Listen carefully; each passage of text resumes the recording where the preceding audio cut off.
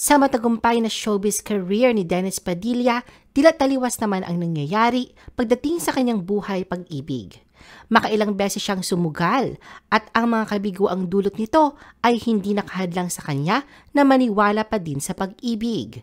Narito ang mga babaeng minahal ni Dennis Padilla at ang nangyari sa kanilang mga relasyon sa kanya. The Philippine Showbiz List presents mga babaeng minahal ni Dennis Padilla. Monina Gatus. Isa sa mga babaeng pinag-alayan ni Dennis na kanyang panghabang buhay ay si Monina Gatus. Sila ay kinasal noong 1994. Wala mang pagdidetalye kung paano nabuo ang kanilang pag-iibigan. Pinagpalagay ng ilan na ito ay dahil na rin sa pagkakalapit ng mundong kanilang ginagalawan sa entertainment industry. Si Monina ay anak ni Emmanuel Boy Gatus, ang producer ng 1980s sitcom na School Bukol at variety show na TODAS. Ang pagsasama ni Dennis at Monina ay nagbunga ng dalawang supling, sina Dayan at Luis. Ngunit hindi rin nagtagal ay nauwi rin ang mga ito sa hiwalayan. Bagamat walang malinaw na pagbabanggit si Dennis sa kung ano nga ba ang dahilan ng pagtatapos ng relasyon nila ni Monina, kahit papaano ay masasabing okay ito dahil naroon ang patuloy niyang komunikasyon sa dalawang mga anak. Katunayan, proud father at hindi itinago ni Dennis sa publiko na ang panganay niyang si Dayan ay miyembro ng LGBTQ+ community. Marjorie Barreto. Kung pribado ang itinakbo ng kwentong pag-iibigan ni Dennis kay Monina, bukas na aklat naman sa publiko ang usaping ito sa pagitan nila ng kanyang dating asawang si Marjorie Barreto. Ang dalawa ay parehas na nagmula sa broken relationship. Si Dennis sa unang asawa, habang si Marjorie naman ay sa dating kasintahang si Kerly Gaspi, kung saan may anak sila ni Marjorie, si Danny Barreto. Hindi naman nakahadlang ang mga pangyayaring ito kina Dennis at Marjorie upang buksan ang kanilang mga puso at natagpuan sa piling ng bawat isa ang kalinga at pagmamahal. Wala na ngang sinayang panahon ang dalawa at nagpakasal sila noong November 14, 1997.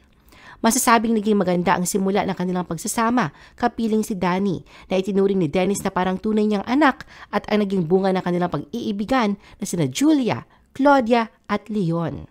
Ngunit bago pa man ipagdiwang ang kanilang 10th wedding anniversary, lumabas na ang mga bali-balitang on the rocks na ang pagsasama ng mag-asawa. Noong panahong iyon ay papatapos na ang third term ni Dennis bilang konsihal sa naturang lugar at si Marjorie naman ang tumatakbo bilang konsihal para sa 2007 elections.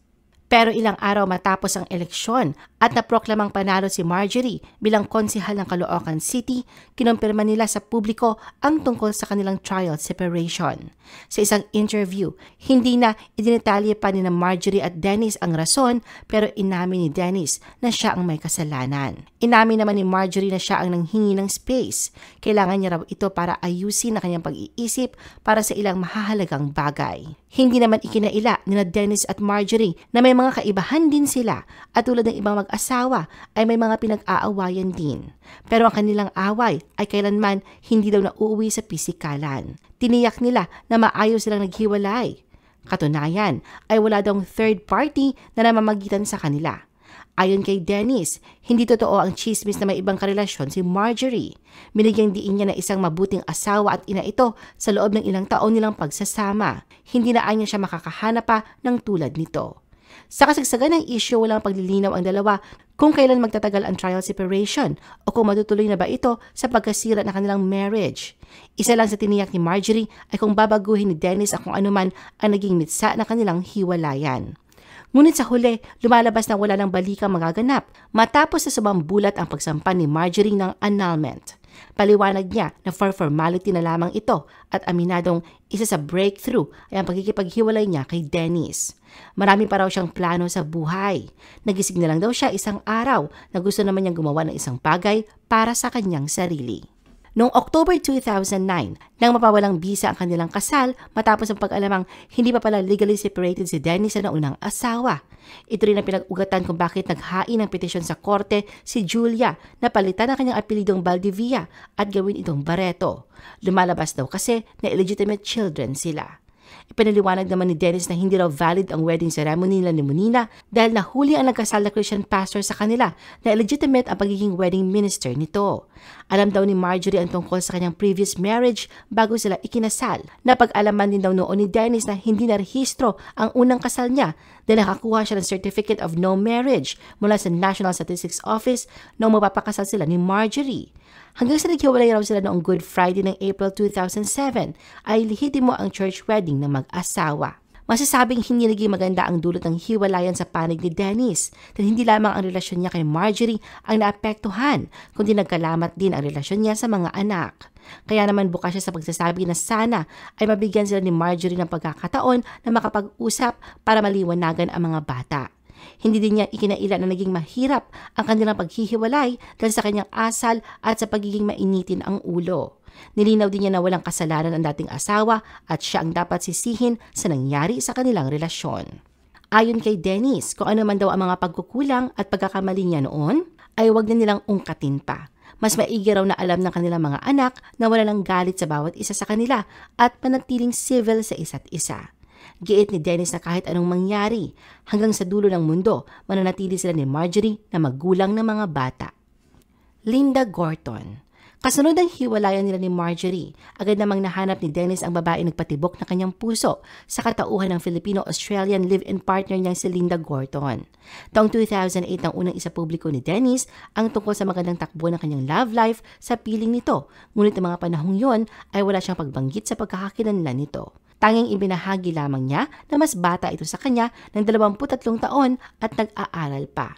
Binanggit din niya na sana ito na ang babaeng kanyang huling iibigin. Baka sa pangangalaga ni Dennis sa relasyon nila ni Linda at inilayo ito sa ingay na dala ng showbiz. Sa mga lumipas na taon ay napanatili niyang pribado ang takbo ng kanilang relasyon maging ang kanilang dalawang anak na sina Gavin at Maddie. Anak na rin ang turing ni Dennis sa anak ni Linda na si AC. Kwento ni Dennis na nagkakilala sila ni Linda dahil sa kanilang common friend. Mula Australia ay nagbabakasyon raw noon si Linda sa Pilipinas. Noong panahong yon, 46 years old na si Dennis at 23 years old naman si Linda. Mabilis na nahulog ang loob nila sa isa't isa pero kinailangan ni Linda na bumalik ng Australia dahil bukod sa doon ito nakatira ay nag-aaral pa ito noon. Sa naramdamang kasiguraduhan ay wala namang sinayang panapanahon si Dennis dahil lumipad siya patungong Australia noong December 2008. Mula noon ay hindi na raw niya pinakawalan pa si Linda.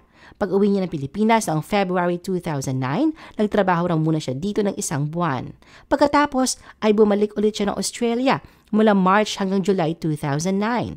Sa puntong yon, kinausap na daw ng masinsinan ni Dennis si Linda tungkol sa patutunguhan ng kanilang relasyon. Hindi raw naging balakid ang 23-year age gap nila ni Linda sa kanilang pag-iibigan. Nagpatibay raw ng kanilang relasyon ang pagbibigayan nila sa isa't isa. Hindi raw siya nito iniwan sa kabila ng mga pagsubok na pinagdaanan nila bilang magkatuwang sa buhay. Sobra daw ang patience ni Linda, lalo pa sa buhay niya bilang artista na naroon ang up and down financially. Hindi rin kinailan ni Dennis ang pagiging mainit minsan ng kanyang ulo, lalo na kapag pagod siya sa trabaho. Sa tagal ng kanilang pagsasama, hiling ni Dennis na wala nang pakakabuwag pa sa kanila ni Linda. Umaasa siyang ito na ang kanyang true and lasting love. Pero ang inaakalang nahanap niyang forever kay Linda ay natuldukan. Kamakailan lang, binunyag ni Dennis na nauwi sa hiwalayan ang mahigit 10 taon nilang pagsasama. Sa press con, na kinatapos kanyang pelikulang Magic Hurts noong February 24, inamin niya na noon pang 2020 sila naghiwalay ni Linda at dinala na nito ang kanilang dalawang anak pabalik sa Australia. Walang binanggit na dahilan si Dennis pero tiniyak naman niya na maganda ang co-parenting arrangement nila ni Linda at regular naman daw sila nagkakausap sa video call. Mahigit na 3 taon na anya nakatira doon ang kanyang mag-iina at aminadong medyo madugo ang labanan sa child support dahil dolyar ang pinag-uusapan. Pero salamat anya dahil tuloy-tuloy ang kanyang trabaho at nagagawa niya ng paraan para maibigay ang buwang-buwang pangangailangan ng mga bata. Ayon kay Dennis, parte yun ang commitment niya sa mga anak para makalipad siya sa Australia. Kinailangan anyang tuloy-tuloy at consistent ang suporta niya na nag-a-apply siya ng Australian visa para madalaw ang mga ito. Kahit sa Sydney sina Gavin at Maddie, regular daw ang komunikasyon niya sa mga ito.